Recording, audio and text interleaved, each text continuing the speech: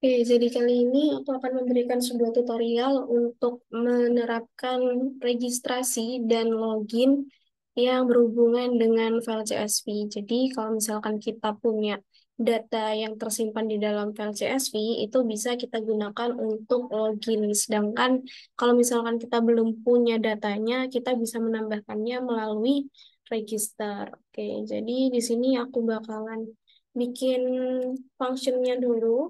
Ada function register. Nah, ini aku kasih kosongan dulu, kasih pas biar gak error. Def login, ini juga kosongan, karena masing-masing function itu nanti akan berfungsi untuk register dan login.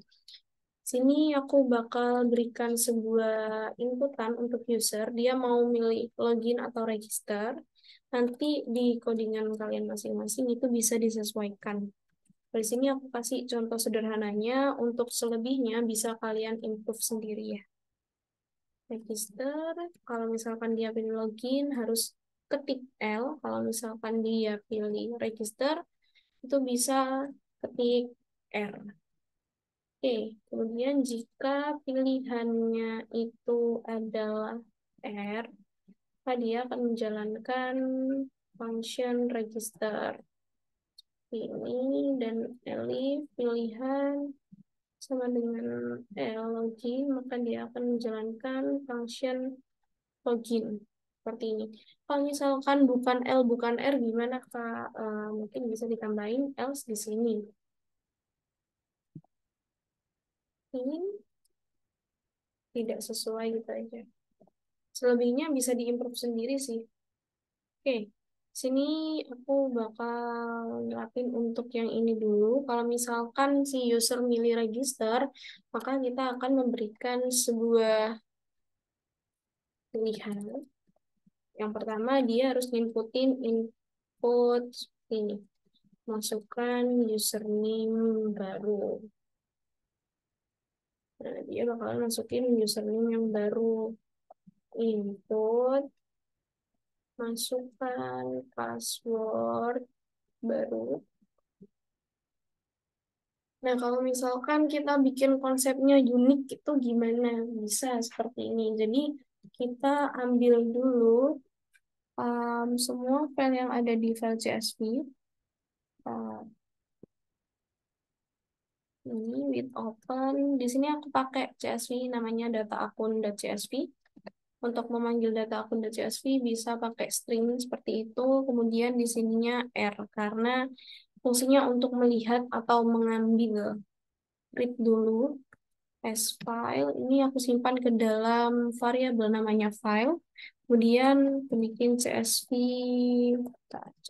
reader sama dengan csv.reader. Sorry. Ya, reader. Oh ya, karena di sini aku menerapkan fungsi CSV, maka di sini bisa ditambahin import CSV. CSV reader, nah yang di reader itu siapa? File ini. Kemudian delimiter. Nah, ini fungsinya adalah untuk kita tahu kalau misalkan ada sebuah data yang dipisahkan dengan koma, itu berarti dia sudah berbeda kolom gitu. Jadi pemisahnya adalah koma. Tapi di sini data akunnya masih kosongan sih. Oke, selanjutnya for row in CSV reader. Nah, di sini aku bakal nyimpen data-datanya si akun. Aku simpan ke dalam ini list kosong namanya data akun. Jadi data akun dot append aku isi sama semua row yang ada. Nanti coba print dulu deh. Print data akun.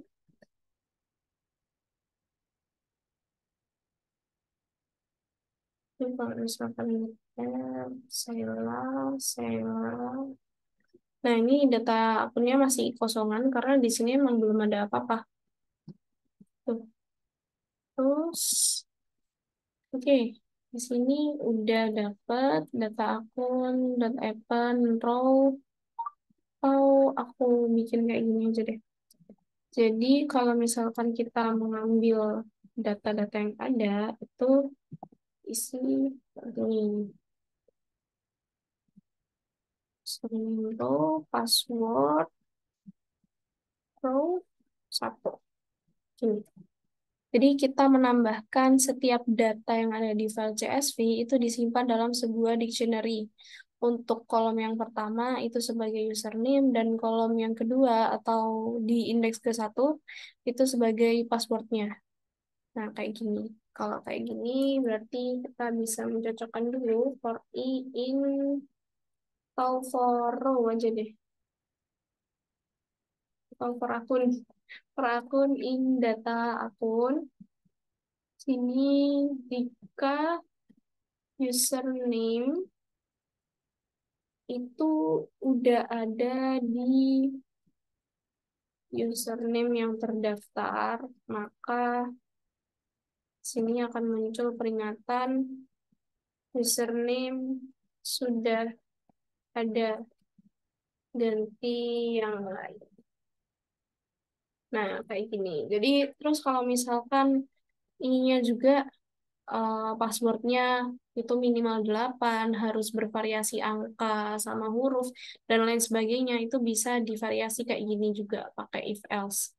Nah, yang di sini aku pakai username-nya yang unik. Jadi, kalau misalkan username yang kita masukin, ini pakai di username ini, dan itu kalau ada yang sama dengan username yang sudah terdaftarkan di data akun, itu akan muncul print username sudah ada, ganti yang lain. Jadi dia bakalan inputin ulang username-nya. Kalau misalkan nggak ada gimana? Oh, bentar, bentar. Oke, terus di sini,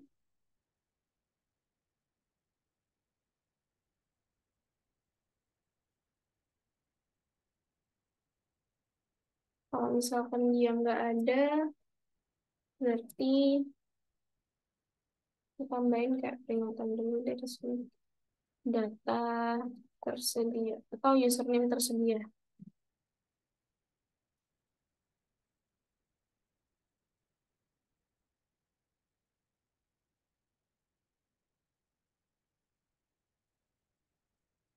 Ini username sudah diganti, ganti yang lain. Terus username ada, ini kita isi dengan true. Baru kita break. Kalau misalkan sampai terakhir juga nggak ada username-nya, jika username ada sama dengan false, maka dia akan memasukkan data ini ke dalam file CSV-nya. Dengan cara with open, kita panggil nama file CSV-nya yaitu data akun.csv, kemudian pakai fungsi A yang artinya append, dan new line seperti ini. Bentar, oke.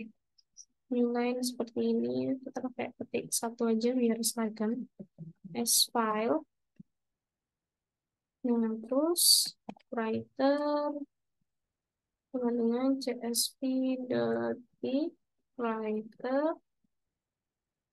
Nah, ini kita panggil file yang tadi, yang ini, S-nya. Ini artinya kita membuka data akun.csv, kemudian kita pakai metode A atau append yang artinya dengan with open ini kita akan memasukkan sebuah data atau menambahkan sebuah data yang mana data tersebut adalah baris baru di yang terakhir, di baris terakhirnya. Jadi file atau bukan file, data yang sudah ada sebelumnya itu tidak dihapus, tapi dibiarkan ada dan kita menambahkan data baru di baris yang paling terakhir. Dengan tambahan new line, ini fungsinya agar tidak dempet gitu. Biar kalau ada data baru itu ke enter ke bawah. As file writer dan csv. Nah, ini kita bikin variabel namanya writer. Kemudian csv.writer yang mana kita akan memasukkan sebuah field name. Nah, ini sama dengan row.case. Oke. Oh ya, di sini kan ada row. Nah, kita bikin sebuah row baru. Di dalamnya sini aja deh. Kita bikin row yang isinya adalah sebuah dictionary. Username berisi username yang diinputin sama user tadi ini. Terus password yang diinputin sama user juga. Nah, ini yang bakalan kita upload ke sini. Row.case. Kemudian writer. Terus right row. Nah, yang bakalan diupload adalah yang ini, row. Row ini ya. Atau ditambahin lagi ini data baru. Nah, ini. Field names data baru dot case. Nah, ini key-nya. Jadi ini adalah judul kolomnya dan ini isiannya, datanya. Nah, kalau udah bisa kita cek dulu apakah ini berhasil menambahkan data baru atau enggak. Oke, kita coba run. Misal di sini aku kasih, ini sambil aku buka data akunnya ya. Misal Sela 1, 2, 3. Nah, di sini aku masih nyoba-nyoba aja. Jadi, buat settingan variasi username-nya harus minimal 12 kah, 12, atau passwordnya minimal 8 dengan variasi angka dan huruf, itu belum aku pasang juga. Jadi, bisa kalian sesuaiin nanti. Nah, kayak gini. Ini kalau di enter, dia berhasil masuk datanya. Ada username Sela sama passwordnya Sela 1, 2, 3. Terus aku mau coba lagi. Tadi kan udah aku setting kalau misalkan ada username yang sama, dia tidak bisa mendaftar. Misalkan aku kasih username lagi dengan nama yang sama, di sini Sela, di sini juga Sela. Kemudian passwordnya mungkin aku kasih beda kayak gini. Kan yang diuji tadi username-nya, walaupun passwordnya beda, itu tetap username harus unik.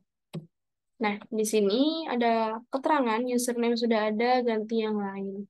Jadi dia nggak bisa mendaftar kalau misalkan username-nya itu sama. Misalkan aku tambahkan lagi Suhaila, terus sel 1, 2, 3. Eh, bentar. Sel 1, 2, 3. Ini. Nah, kalau kayak gini, ini kan beda username-nya. Dia baru bisa masuk ke dalam file CSV-nya. Oke, itu untuk register. Nah, untuk loginnya, gimana caranya? Kita ngisi di sini, di function login. Di function login sama kita bikin inputan untuk usernya dulu. Kayak user harus menginputkan dua ini, masukin password sama username.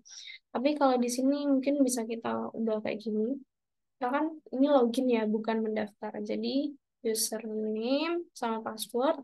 Kemudian kita bikin data akun yang menyimpan seluruh data akun yang ada di file CSV ini untuk disimpan ke dalam data akun. Kemudian with open data akun.csv. Kemudian jangan lupa ininya bentuk R atau read as file. Ya, kita bikin CSV reader. Sebenarnya ini sama sih kayak yang ini. Mungkin bisa dikopas saja kali ya, biar cepat. Jadi sama kayak yang bagian ini. With open data akun CSV read, biar kita tidak mengulang lagi. Tuh, kemudian, nah di sini baru kita bikin data login untuk menyimpan data yang sedang login ini, data yang mana gitu.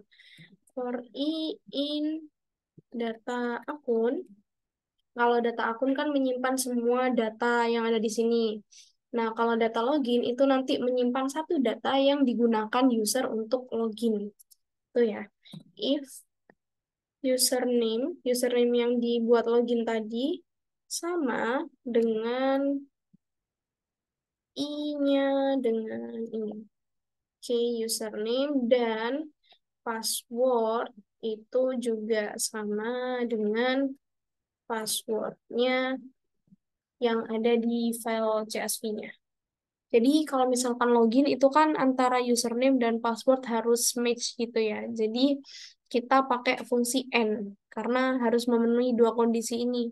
Kalau username-nya sama, passwordnya juga sama, dia bakalan login ke akun yang dituju itu. Kemudian kita ambil data login dot append. Nah, karena kan ini udah ketemu nih akun yang digunakan login yang mana. Kita masukin akun tersebut ke data login, jadi kita tahu siapa yang login sekarang di dalam data login. Kemudian print berhasil login. Kalau misalkan di sini kalian bikin kayak abis nyimpen ke data login, ini mungkin diubah jadi menjalankan function home gitu misalkan. Function membuka fitur-fitur itu juga boleh. Tapi di sini aku sampai ini dulu, print berhasil login. Kemudian jangan lupa di break karena dia nggak perlu mengeksekusi data-data setelahnya kalau misalkan udah menemukan data yang digunakan login. Nah, di sini kalau udah kita jangan lupa untuk menguji if len data login. Apakah data login ini tadi berisi atau ada isinya? Kenapa kok kayak gini caranya? Karena kalau misalkan dia ada isinya, berarti dia menemukan username dan password yang match. Kalau misalkan dia nggak ada isinya, berarti dia tidak menemukan akun tersebut sama sekali.